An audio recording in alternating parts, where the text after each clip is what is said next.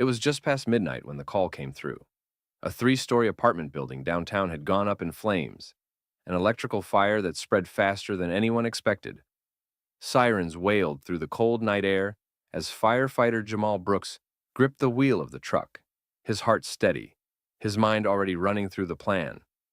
Jamal had been with the department for 6 years, calm under pressure, respected by his crew, and one of the best at what he did. But not everyone saw him that way. When they arrived, chaos erupted. Smoke poured from shattered windows, tenants screamed from the street, and the air was thick with panic. Jamal jumped out, pulling on his mask and helmet. "We've got people trapped on the second floor," he shouted. A police cruiser screeched to a halt nearby. Out stepped Officer Mark Daniels, tall, white, and quick to take control, even when it wasn't his jurisdiction. "Back it up," Daniels barked, waving at the firefighters. "We're securing the area." Jamal approached him, voice calm but firm. "Officer, my team needs to get in now. The fire's spreading toward the stairwell." Daniels looked him up and down, his jaw tightening. "You wait until we clear civilians. Don't go in until I say so." Jamal blinked. "Sir, with all due respect, this is a fire scene. Every second counts." Daniels frowned. "You heard me. Wait for backup." Behind them, the building groaned, wood cracking, glass shattering. A woman's scream pierced the smoke. Jamal clenched his jaw. "There's no time." "Stand down," Daniels snapped, stepping in front of him. But Jamal didn't listen. He pulled his mask down and ran toward the building. His crew followed without hesitation. Inside, the heat was suffocating, the smoke so thick it was like moving through fog. Jamal kicked open doors, checking rooms, guiding terrified residents down the stairwell. On the second floor, he found a young mother clutching a baby, both coughing violently. "It's okay," Jamal said, his voice calm even as the flames roared around them. "I've got you." He wrapped them in his fire blanket, led them through the smoke, and carried the child himself when the mother stumbled. By the time they reached the street, paramedics were rushing to take the victims. Daniel stood frozen, watching as Jamal emerged from the smoke, soot-covered, coughing, but alive, the baby safe in his arms. The crowd erupted in cheers. Cameras flashed. Daniels looked away, jaw tight. But Jamal wasn't thinking about him. He was thinking about the people still inside. "We're going back in," he told his crew. The building groaned again, and then part of the roof collapsed. Daniels shouted, "The structure's compromised! You'll kill yourselves!" But Jamal didn't stop. He glanced back at Daniels and said simply, "You told me to wait once. I won't make that mistake again." Then he disappeared into the fire. The building was collapsing.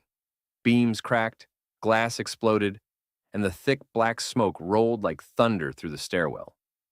Firefighter Jamal Brooks pushed forward, his oxygen mask fogging as the heat pressed in from every side. He could barely see, but he moved with precision, muscle memory guiding each step. There were still people inside. He could feel it in his bones. Behind him, one of his crew shouted, "Jamal, it's getting bad!"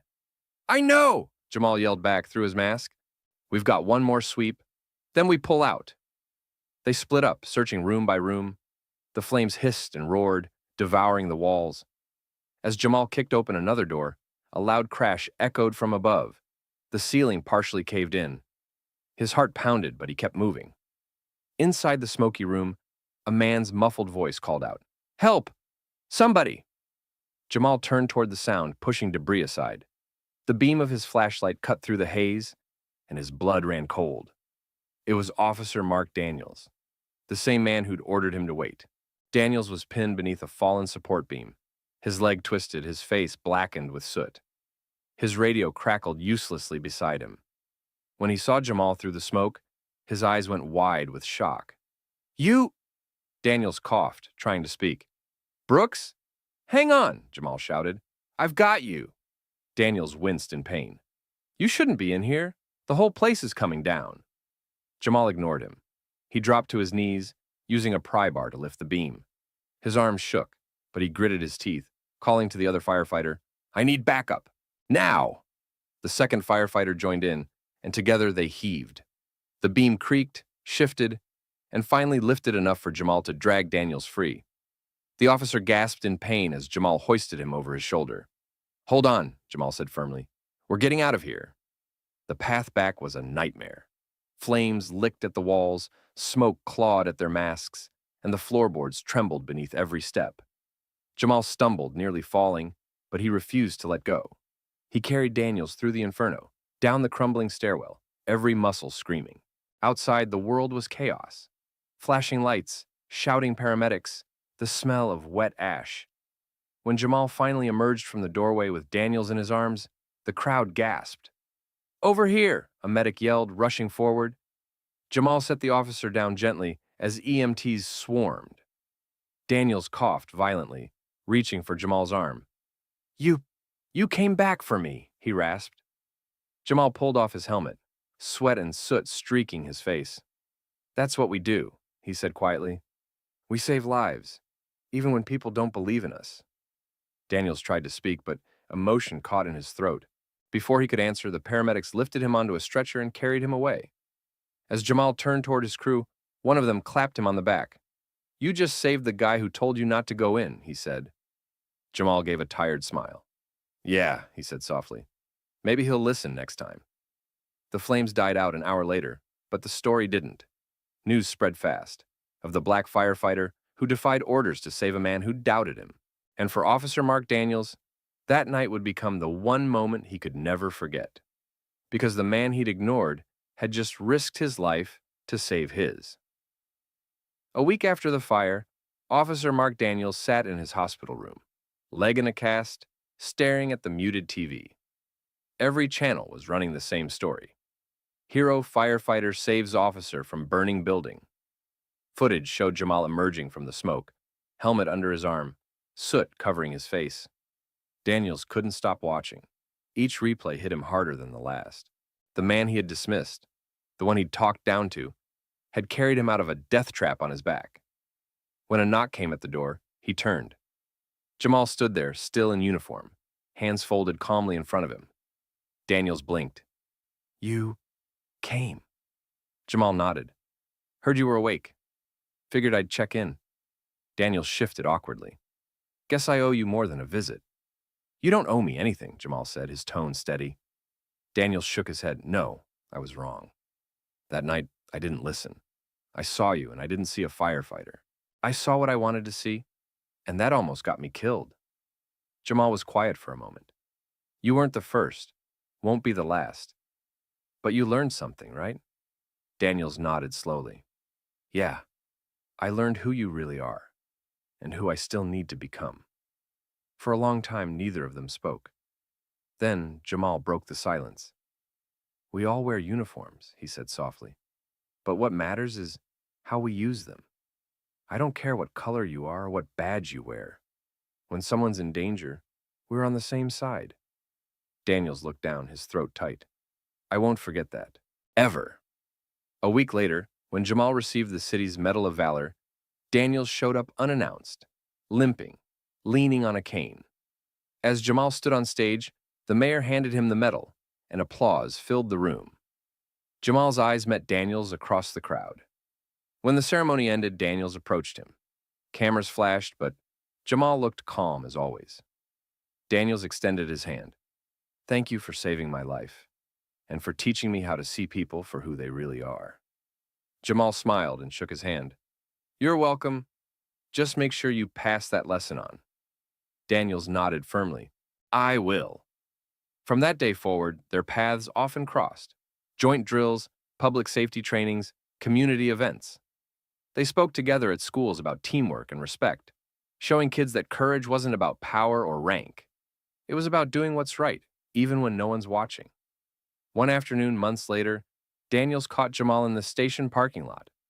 "You know," he said, "if you hadn't gone in that night," Jamal grinned, "you'd owe me a really bad apology instead of a good friendship." Daniels laughed, shaking his head. "Fair enough."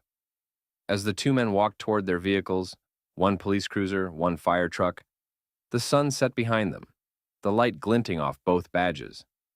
They were proof that change was possible, that understanding could grow out of fire, and respect could rise from ashes.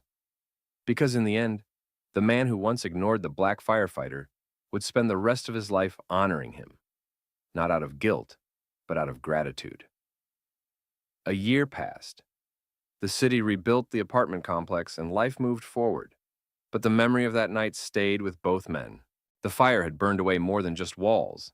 It had stripped pride, prejudice, and ignorance down to their core. Officer Mark Daniels had changed. He went from commanding scenes with arrogance to leading with empathy. He requested joint training sessions with the fire department, insisting on building stronger coordination between the two forces. And every time the departments gathered for a drill, Jamal Brooks was right there beside him. The two had become unlikely friends, respected by both teams, even admired. Together, they'd turned what began as a moment of conflict into a story of unity. One morning, they found themselves side by side again, not in chaos, but calm. The city had invited them to speak at a community safety forum in a local high school auditorium. Kids from different neighborhoods filled the seats, their faces curious, eager. Jamal adjusted the mic first. "When I started out," he began, "I thought being brave meant running into fires. I was wrong. Real courage is doing what's right, even when people don't think you belong." The room fell silent. Every word landed heavy and true. Daniel stepped forward next, his voice softer than anyone had ever heard it. "A year ago, I almost lost my life because I didn't listen, because I judged someone before I knew them. That man standing next to me saved me anyway. He didn't see a cop who ignored him. He saw a person who needed help." He turned toward Jamal. "That day changed me. It taught me that the color of a man's skin doesn't tell you anything about the size of his heart." Applause filled the auditorium. Some students stood, some even cheered. After the event, reporters surrounded them. One asked, "Do you two consider each other friends now?" Jamal smiled. "Not just friends," he said, glancing at Daniels. "Brothers." Daniels nodded. "Brothers in uniform. Different badges, same purpose." That night, as they sat outside the firehouse under the glow of the city lights, Daniels broke the quiet. "You know, when I saw you walking out of that fire with me over your shoulder, I didn't just see a firefighter.